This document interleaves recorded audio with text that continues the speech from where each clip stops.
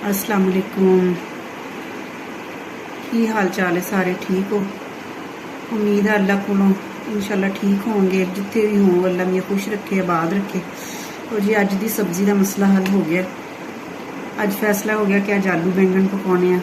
लिहाजा बैंगन मैं मंगवाया। देखो माशाल्लाह कितने सोहने सबज डंडी है। सबज डंडी का मतलब यह है कि बिल्कुल ताज़ा। अल्लाह करे हुण कट्टिए तो विचों भी साफ सुथरे निकलन, क्योंकि अजकल बड़े सुंडियां वाले भी आ रहे हैं बैंगन। और देख के कटना पैंदा वा। देखो बिस्मिल्लाह करते हैं, कटना शुरू करते हैं।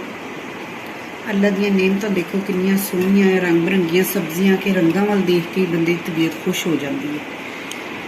आलू जी बिस्मिल्लाह करते हैं। मेरा कट्टण का तरीका यह होंदा कि मैं डंडी के दरम्यान दे विच टक लाउनी है। तुसीं किस तरह कटदे हो?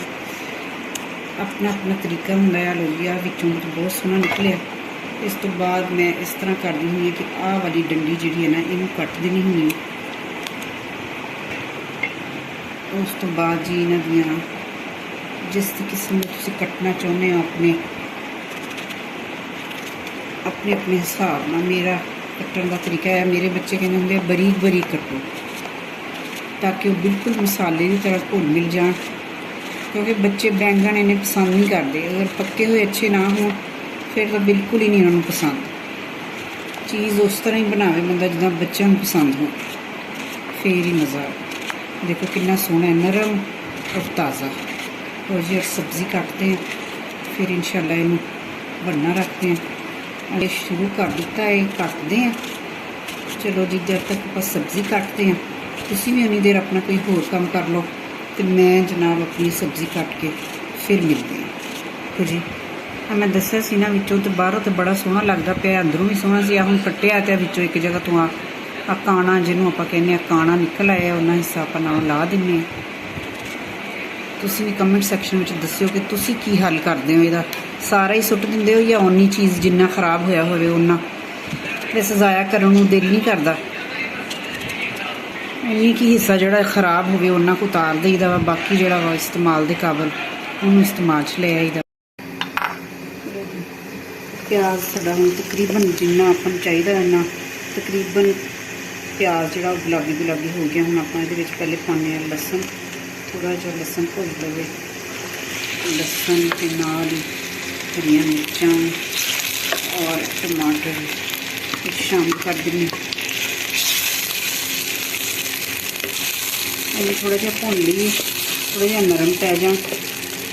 फिर इहदे दो छोटे चाय वाले चम्मच जो सुरख मिर्च है, एक छोटी चम्मच हल्दी दी, 2 चम्मच नमक दे ते तकरीबन 1.5 स्पून जो है छोटा चाय वाला वो है धनिया जीरा पाउडर ये शामिल कर देवांगे। आप एक गल याद रखी कि ये जी हांडी मिट्टी है ना, ये रोग नहीं है। ये स्टील का चम्मच नहीं चलाना, वरना ये जी रोग नहीं हांडी वाली चम्मच है ना वो सारी खत्म हो जाएगी। जो आप नॉन स्टिक के नहीं चला सकते, अगर स्टील का चम्मच प्लास्टिक वगैरह यूज करीदा।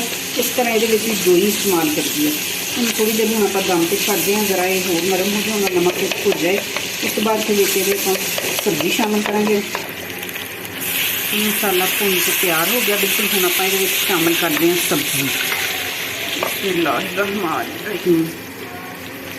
अच्छा बाज़ लोग सब्जी के भी सब्जी गलाउण वास्ते ना पानी पा लेंगे। मैं नहीं सब्जी के कभी पानी नहीं पाया, पानी नहीं पाना चाहिए।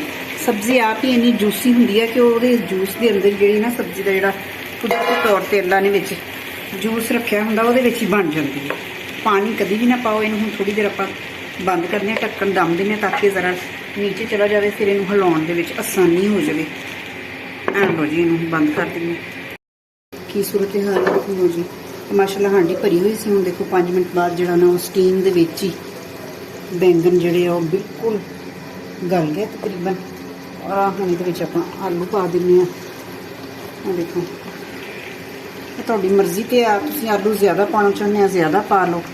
बच्चों को आलू ज़्यादा पसंद होंगे। आलूआं तो बगैर कोई सालन भावें सर्दी हो भावें गर्मी हो, आलूआं तो बगैर नहीं कोई हांडी बनती। आलू पा के 5 मिनट होर इन्हें मज़ीद दम देवांगे तो बस फिर सालन अपना तैयार हो जाए। 5 मिनट होर इंतज़ार करने, फिर आके देखते हैं की सूरत हाल। 2 दफ़ा विच चमचा मार के गई हैं, चमचा मतलब डोई मार के गई हैं। अल्हम्दुलिल्लाह जोड़ा ये हम तैयार हो गया। ऊपर अपना धनिया सिटो, खूबसूरती भी ते जायका भी। मेरे तरीके दे नाल अगर तुहानूं पसंद आए आजमा के ज़रूर देखियो ते ज़रूर लाइक भी करियो, कमेंट्स दे विच भी दस्सियो। इंशाअल्लाह आइंदा किसी होर रेसिपी दे नाल फिर मिलांगे इंशाअल्लाह। Tata bye bye.